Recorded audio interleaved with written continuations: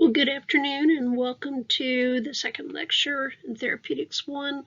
There's some information I'm going to add to your first lecture, but this is going to be the second one on gas properties.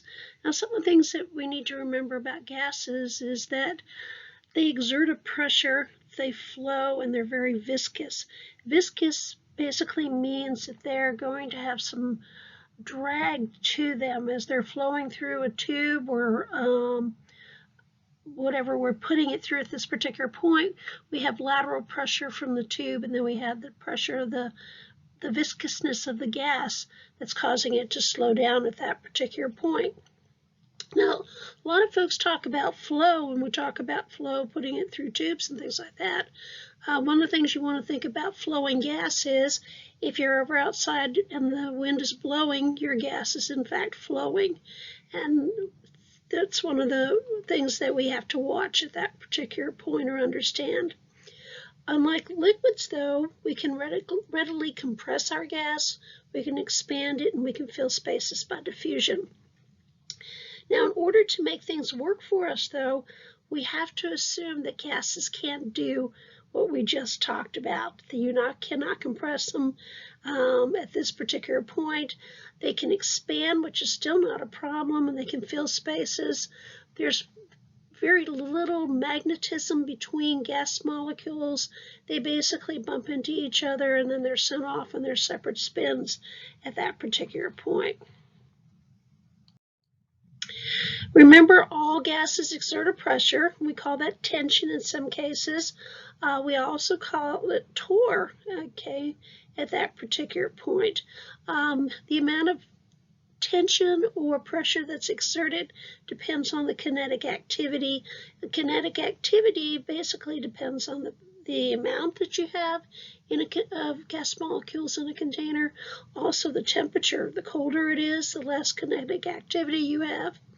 If you heat it, then you have more kinetic activity. And that goes along with the gas principles that you guys learned back in chemistry and physics.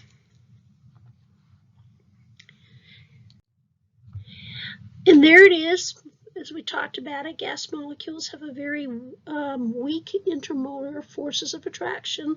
They do travel, and they don't travel in necessarily straight lines unless we have laminar flow. And if you remember, laminar flow is when the gas molecules are all lined up, and they're just moving at a very nice rate, and they're very, very orderly.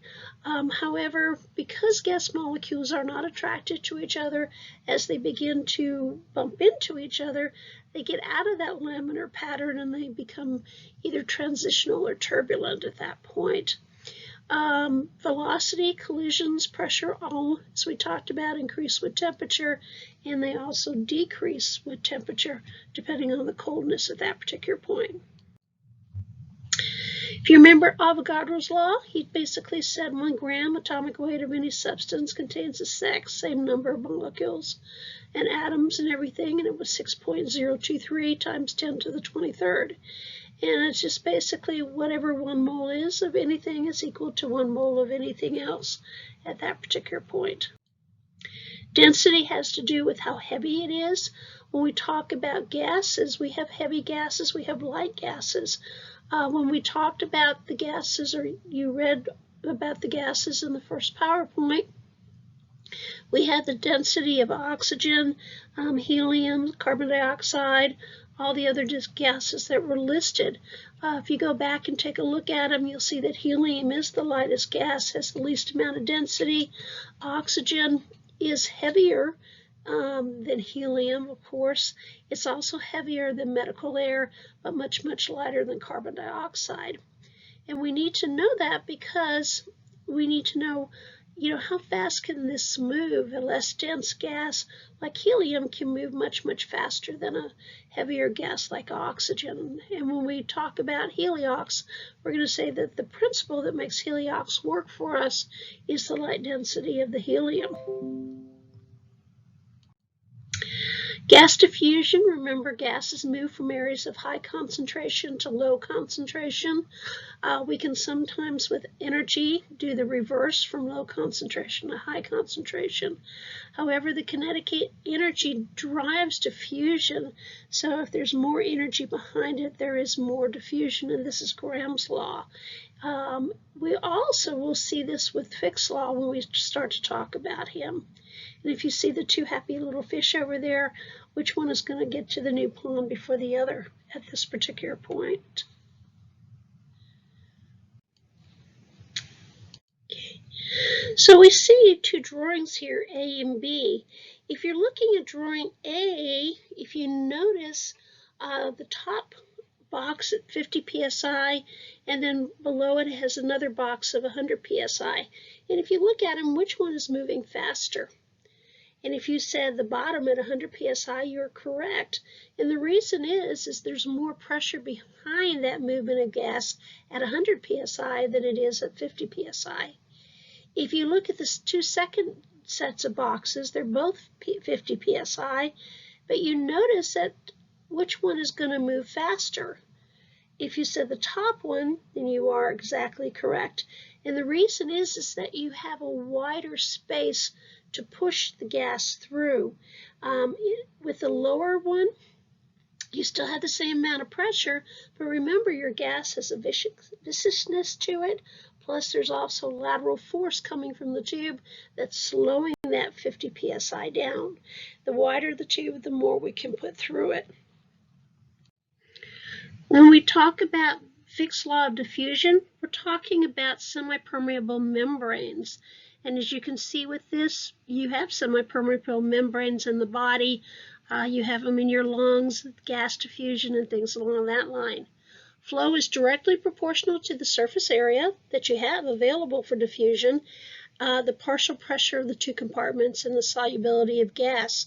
If you remember, oxygen doesn't mix well in water. Only a very small portion of it does at that point.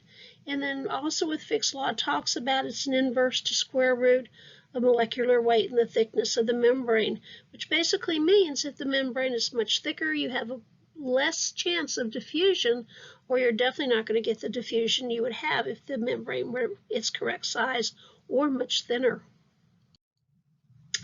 The barometer, if you remember Torricelli and Pascal, if you think of Torricelli, the first four letters of his name basically go with pressure. We can use this to measure atmospheric pressure. This is one of the things that you probably talked about in Teresa's class. Before you can do a PFT, the machine has to be calibrated, and it has to be calibrated for the atmospheric pressure. Otherwise, your readings are off at that particular point. A simple barometer, basically it's an evacuated gas tube approximately 1 meter long. We close it at the top, it's opened at the bottom. The lower open end is immersed in mercury reservoir, and you can either measure it in inches or millimeters. And so this is where millimeters of mercury comes from. If you immerse it in water, there's your centimeters of water at that particular point. These are two ways that we can measure pressure. And this is just a little drawing. As you can see, here's your mercury column at this particular point.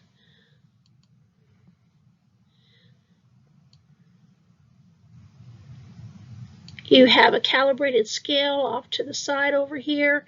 You can see that the air pressure is pushing down on the column of mercury and then pushing it up this tube. And at this particular point, this is where you start to see the measurement that we can measure for the atmospheric pressure. Different ways you can measure pressure. 1 torr is equal to 1 millimeter of mercury. If you look down a little bit, 1 millimeter of mercury is equal to 1.36 centimeters of water pressure. What you're going to see as we go through the program and as you start to deal with patients, we use both millimeters of mercury and centimeters of water pressure in a lot of the measurements that we do with our patients. So here's your gas laws. Remember Boyle's. Boyle's basically said that you have an inverse relationship between pressure and temperature. You have Charles Gay-Lussac, both of these guys got rid of part of these laws too at this particular point. We just talked about Dalton in the last lecture, the first lecture that you had. If you match the formulas on these, Boyle's would be which one? Charles, Dalton, and then Gay-Lussac. Remember too, we want to dry these gases, and the reason we want to dry these gases is that water takes up space. When you're doing the alveolar air equation, if you remember, you took your barometric pressure, you subtracted 47, which was the millimeters of mercury of water vapor pressure, in order to be able to find out what the pressure is of oxygen in the alveoli. Fluid dynamics is something else that we talk a little bit about. Fluid dynamics has to do with flow, and it's the bulk movement of a substance through space. And if you think again what we talked about, if the wind is blowing outside, you have a bulk movement of air that's being moved with that wind behind it. One of the things we talk about is choked flow. You'll see a description of choked flow in your White's hardback, and it should be in the first chapter there. Basically, one of the concepts behind choke flow is you can, if you say, for example, if you have a garden hose, you can go ahead and partially occlude the end of it, turn it on, and as you continue to turn it on, you have more and more pressure coming through the hose, and the water is going to come out much further. You're eventually, though, going to reach a point where you're not going to be able to push that water out any further, even though you're putting more pressure behind it by trying to turn the water up more at that particular point.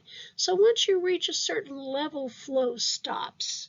It doesn't, actually it's not the flow, but the flow is going to stop or not increase anymore is probably a better way to say it. We see that with some of our equipment when we are giving small volume nebulizer treatments. If you were to take the top off, you would see that the medication and the normal saline will come out. You get to a point, though, as if you turn the flow meter up anymore, you're not going to have any more coming out. You've already reached your choke flow. They sometimes refer to this as your supersonic speed at that point. That's how fast it can come through. Hydrodynamics, this is your fluids in motion. The second law of thermodynamics, basically what happens is that you have a cumulative loss of energy at this particular point. As things are moving, you do lose that energy that's behind it. And there you see it, the frictional forces opposing the fluid flow. This is your viscosity, and then the fluid tube wall. And this, of course, is the lateral pressure coming from the tube, which is trying to restrict the flow as it comes through it. A little bit we mentioned back in pulmonary A&P, pressure differences resulting from different flow patterns. Remember, you have three different flow patterns. One is laminar. This is Mr. Pusey's law. You have one that's transitional. This is where we're going from laminar to the last one that we have, which is turbulent at that particular point. So those are your three different types of flow patterns. The numbers behind laminar and turbulent, you can see at this particular point, less than 2,000, greater than 2,000. This is Reynolds number, and you're not going to have to learn to calculate it. But what you need to know is that if someone tells you Reynolds number is greater than 2,000, then you know that you have turbulent flow. If it's less than 2,000, then you know your flow is laminar. So if you look at the two pictures here, one of these is turbulent and the other is laminar. Turbulent, if you said, was it the first falls? Yes, it is. You can see all that water rushing across or down the falls at that particular point. On the second one, if you look at the fish, they're in nice alignment. That's your laminar flow at that particular point. Much, much more peaceful for you. When you see the tracheobronchial tree, here would be the trachea. Here's the main stems going to the right and left bronchi at that particular point. And what you have at this particular point is you have some laminar flow, becomes a little bit turbulent at this area and sort of transitional, and then it becomes laminar also. If you remember in patient assessment, one of the ways if you want to listen to a patient's breath sounds, you have to have them breathe through their mouth. You have to have that turbulent flow that eventually will become more laminar when it gets into the periphery at that particular point. If you don't have the turbulent breath sounds, you're not going to hear any breath sounds very clearly in the upper airways or even in the bronchi or the bronchioles, and you definitely will lose them in the periphery at that particular point. And this is just another picture of laminar flow at this point. You can see everything is lined up and nice and smooth. This isn't quite laminar flow. This is more of a turbulent flow. One question I like to ask folks is, have you ever stood behind an airplane that was taking off? And most people go, no, we're still here. And that's exactly what you see. As that airplane takes off, you have a lot of turbulence. Anything behind it's going to be tossed as far as the turbulence will take them. This is Daniel Bernoulli. Bernoulli is an interesting character. He actually wanted to be a mathematics teacher. His father actually wanted him to be a doctor. Dad won, and he did become a doctor. He worked in the Russian court for about 5 years, and then his brother came and replaced him. And he went back home, and he actually found a position teaching math, which is what he wanted to do. He wrote a book. He talked about flow and what happens with pressure and velocity and things along that line. What he talked a little bit about, we talk about aircraft, why do aircraft fly? Part of it comes with Bernoulli's principle. If you're throwing a baseball, some of the mechanics behind the baseball also come from Bernoulli. Basically, unfortunately, what happened to him is he wrote this book, and it was a really cool book. The next year, his dad wrote a book, and Dad basically plagiarized Daniel's entire book. Sort of the people who were reading it sort of noticed that, and then there was a great big gap between father and son. They didn't get along too well after that. Bernoulli, too, just to go back just a little bit with him, he also learned how to do blood pressures. And basically what he did with blood pressures, they took a long glass tube and they put it into your artery, and then they measured the pressure. I'm not quite sure if everybody survived that or not, but it's an interesting way of doing it. So what did Mr. Bernoulli have to say? He basically said you have potential energy. Potential energy is you can almost call like resting energy. It's that point where you're getting ready to move, but you haven't started. Once you begin to move, then you now have kinetic energy. This is your velocity and your mass. And you can see here you have two skiers that are in the process of skiing, and they both have some kinetic energy behind them. Pressure energy, lateral pressure. This is the radial or outward force. And then one of the things you have to remember is that velocity and pressure are inversely related. If they're both moving at the same speed, doing the things they need to, then that's not a problem. But if you increase one, you have to decrease the other. And this is a principle that we have had modified by Venturi, and we use it with some of the equipment that we use with respiratory.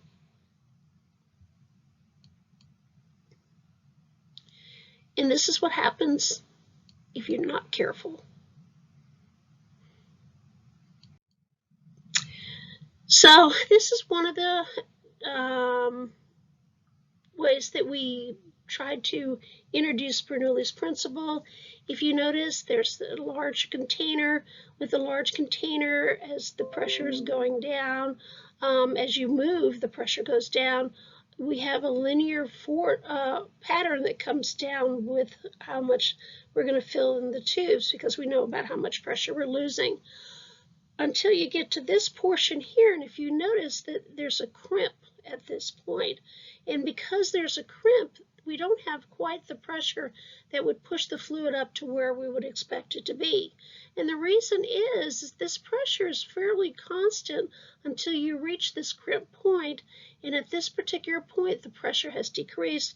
The velocity of the fluid has increased to allow it to get through this area. And then when you come to the other portion of it, the velocity is decreased back again, and the pressure has resumed where it was prior to it. This is a concept called entrainment. And entrainment is how we bring outside ambient air into the flow of gas we're delivering to our patients.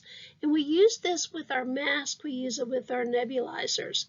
There's a narrow passageway, as we saw in the last drawing, and what it does, it increases the velocity, but it decreases the pressure.